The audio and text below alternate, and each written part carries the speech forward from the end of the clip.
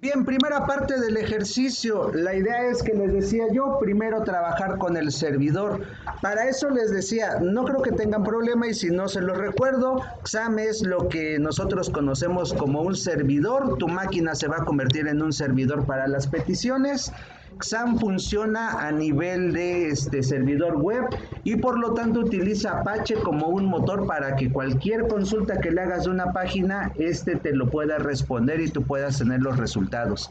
Lo primero que tienen que hacer siempre es que su XAMPP tienen que poner que se active tanto el Apache, nada más para lo que vendría siendo PHP, y en el caso particular de MySQL, le tienen que poner también a la opción de MySQL para que se active. Datos importantes, aquí te aparecen los puertos. Cuando tú tienes una conexión de internet, siempre hay un cierto puerto con el que normalmente trabajas para que pueda estar operando.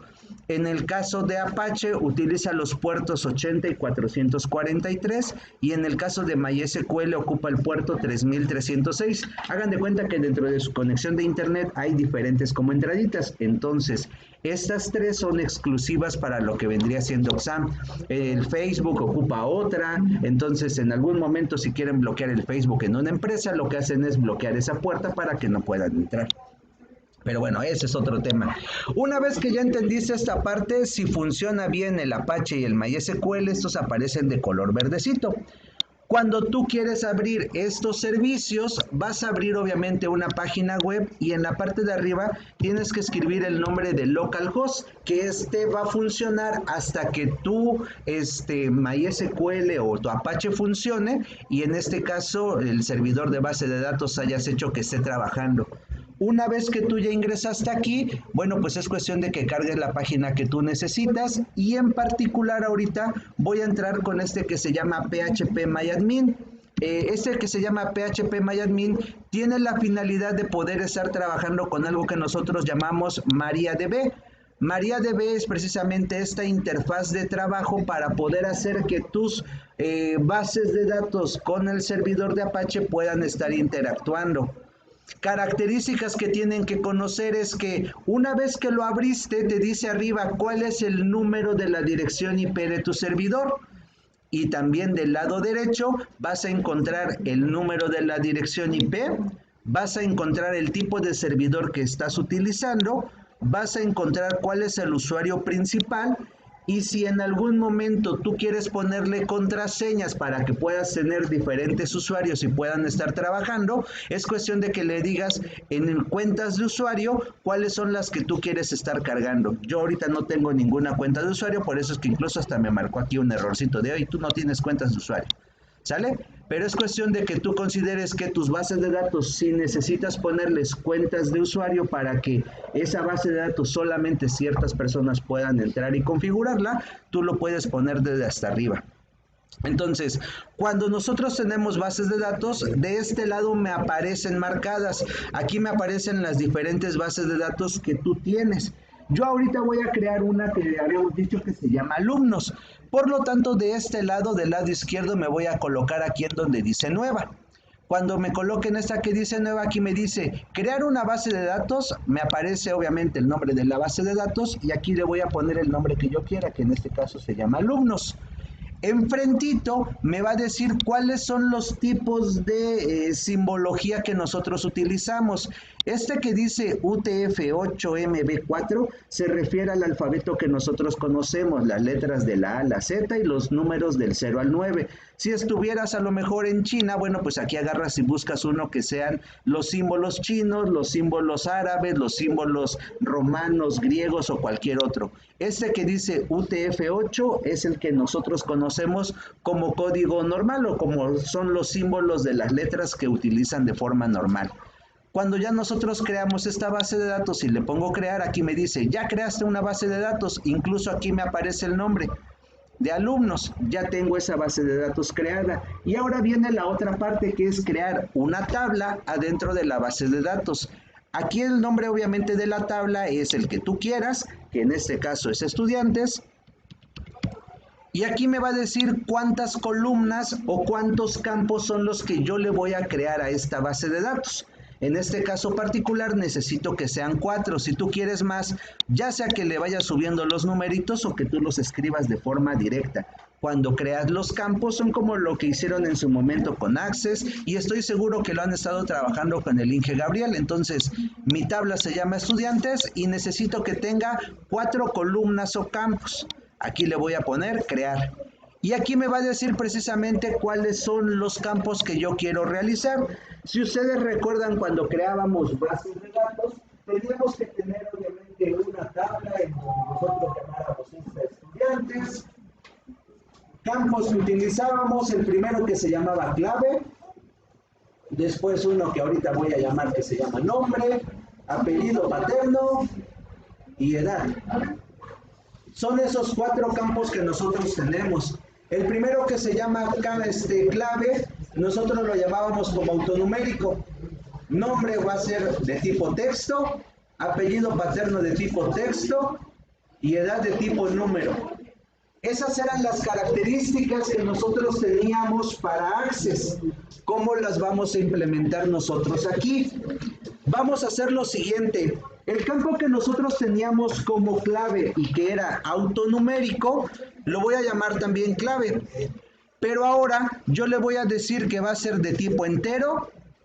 Voy a moverme más hacia la derecha y le voy a decir que va a ser de autoincremento. Este que dice aquí arriba A-I es autoincremento. Y además, al momento de que yo le ponga autonumérico, si se dieron cuenta, me dice que este se va a convertir en una llave primaria. Y ustedes recuerdan que eso funciona para que una tabla aquí tuviera un dibujito de una llavecita. Eso es para que nosotros tengamos aquí el dibujo de la llave primaria o del campo principal para esta tabla. ¿Sale? Ya me aparece de forma solita y aquí le voy a decir nulo para que obviamente no me permita que dejar ese campo vacío. ¿Estamos hasta ahí? Ahora, siguiente parte. Aquí nosotros le decimos cómo queremos llamar el segundo campo. En este caso va a ser nombre. No va a ser de tipo entero, ahora va a ser de tipo varchar. ¿Qué es el tipo varchar? Pues es un tipo de variable que nosotros podemos utilizar un número determinado de caracteres. En este caso para nombre le voy a dejar 20 espacios y después viene la parte del apellido paterno. Que en este caso el apellido paterno también lo dejo como varchar para que pueda yo poner letras y números. Le digo cuántos caracteres, que pueden ser también 20. Y por último, la parte de edad.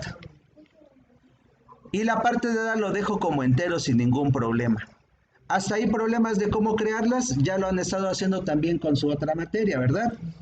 Ok, entonces ahí ya nada más para que terminemos, voy a ponerle guardar a mi base de datos para que esta quede almacenada. Me recorro un poquito más hacia abajo y aquí le pongo guardar para que esta base de datos o esta tabla en particular quede registrada. Ahí me aparece ya la estructura de los datos que nosotros ahorita acabamos de crear. ¿Sale? ¿Problemas hasta ahí? Ninguno. Me voy a pasar a la parte en donde voy a registrar a 3 personas. Esas 3 personas van a ser las siguientes. Valor, en el caso de la clave, en el caso del nombre, en el caso del apellido y en el caso de la edad, que actualmente yo tengo ahorita 40 años, y le ponemos guardar.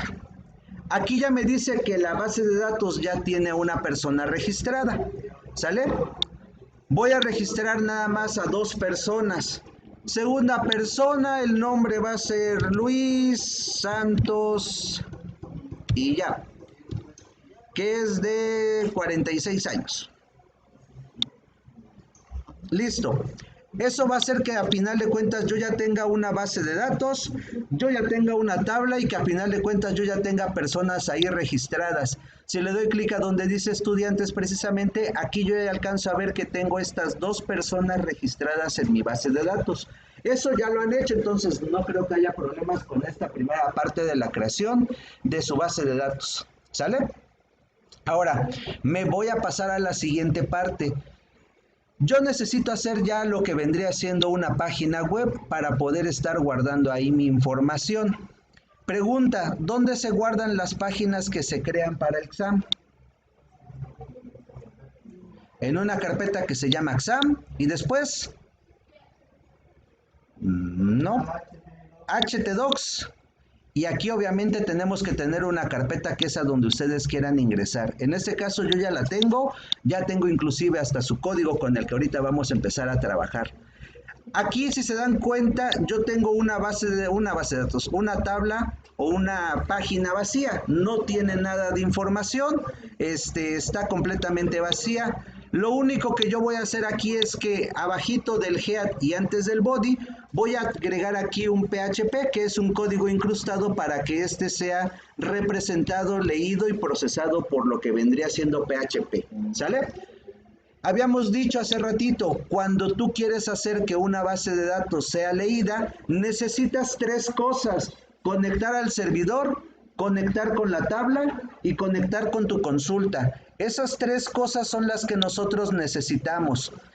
Y este código es el que me va a permitir hacerlo. Nada más les voy a ir enseñando qué campos o qué cambios son los que ustedes tienen que hacer para que este funcione.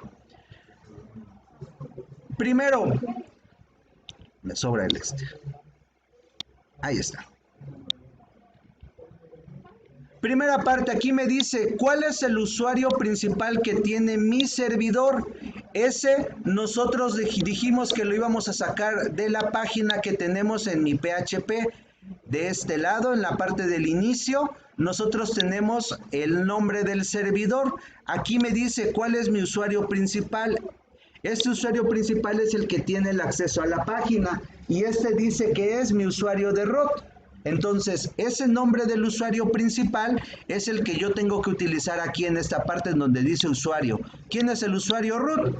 Tengo un password o una contraseña. Ahorita está vacío porque obviamente no le estoy colocando nombre o no le estoy colocando como tal una contraseña.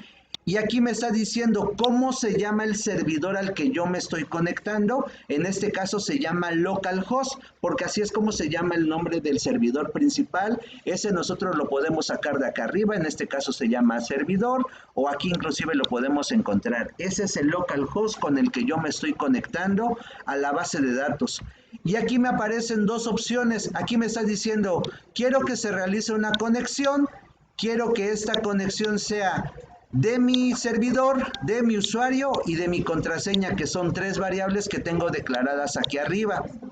Después está haciendo una pregunta: si mi conexión se realizó, que me aparezca un mensaje que dice hemos conectado, y en caso contrario me va a aparecer un mensaje que diga no se ha podido conectar al servidor. Estos datos son solamente para que yo me conecte con el servidor con el que estoy trabajando. Siguiente parte del código: hacer que se vea mi base de datos. Y aquí vienen datos que nosotros tenemos que ir tomando.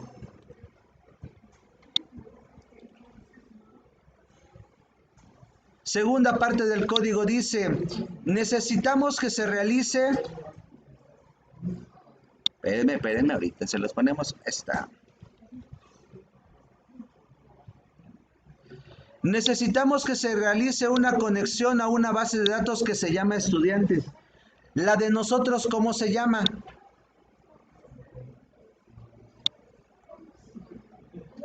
Alumnos. Entonces, este nombre de la base de datos, nosotros se lo tenemos que poner en nuestra conexión. Aquí, en lugar de que me conecte a la base de datos de estudiantes, le voy a decir que se conecte alumnos. ¿Sale? Vuelve a hacer otra conexión. Aquí me dice, realiza una conexión con la base de datos que teníamos en un principio y ahora leyendo una tabla. Y una vez más pregunta si se pudo realizar la conexión o si no se pudo realizar la conexión. Van solamente dos cambios: el nombre del usuario y contraseña y el nombre de la tabla. Última parte del código, lo que vendría siendo la consulta, y esa es la que es un poquito más delicada de hacer.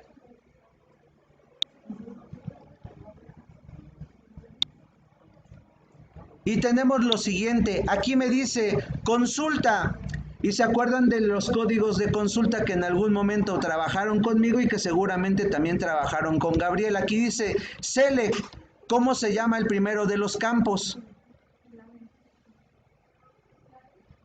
Clave, coma, nombre, coma, APAT, o cómo está en la base de datos. ¿Sí? APAT.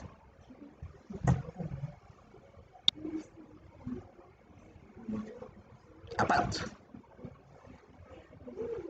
Nombre APAT y edad. From, ¿y cómo se llama su tabla? Estudiantes.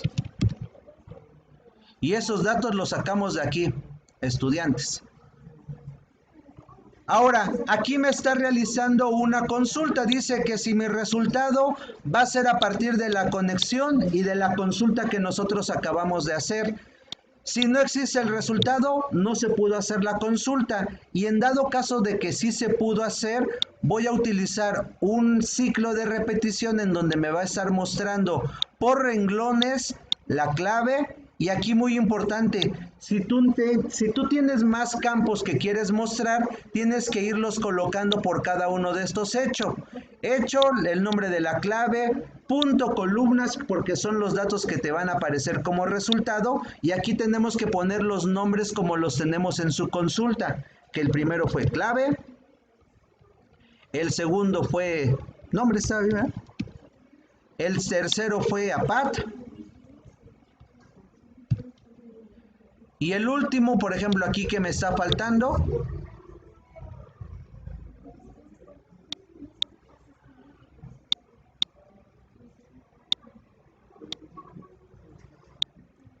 lo copiamos, lo pegamos.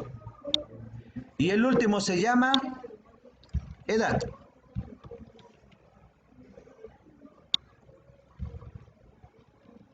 Y aquí mostramos la edad. Una vez que hayan terminado nada más de hacer esos pequeños cambios en su código, lo guardamos y vamos a probar que funcione.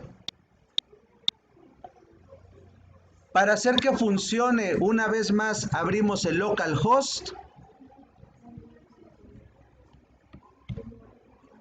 Ándale. Aquí arribita cambiamos el nombre del dashboard por quinto A. Y aquí tendría que aparecerme esta que dice prueba. Aquí me está apareciendo un errorcito, hay que buscarlo cuál es. Ha de tener un signo en el renglón número 9. Hay que ver en dónde está. Ah, tiene doble PHP. Ahí está.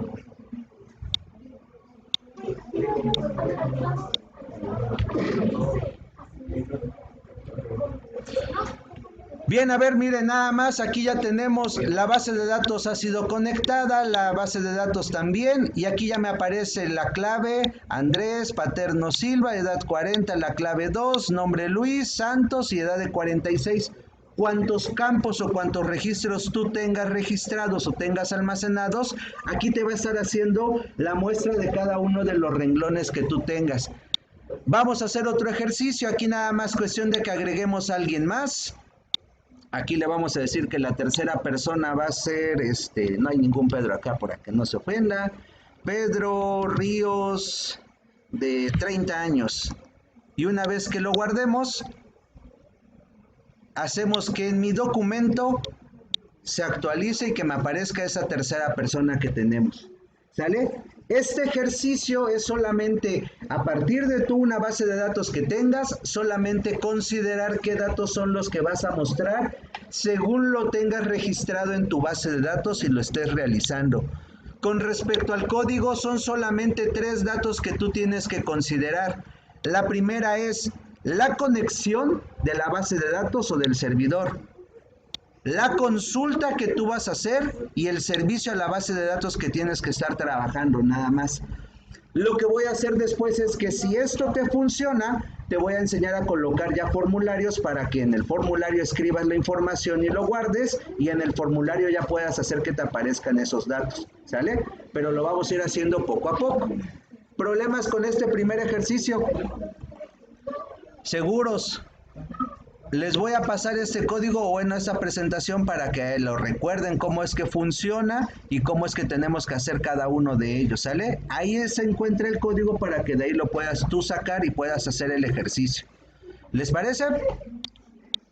Ok, lo ponemos.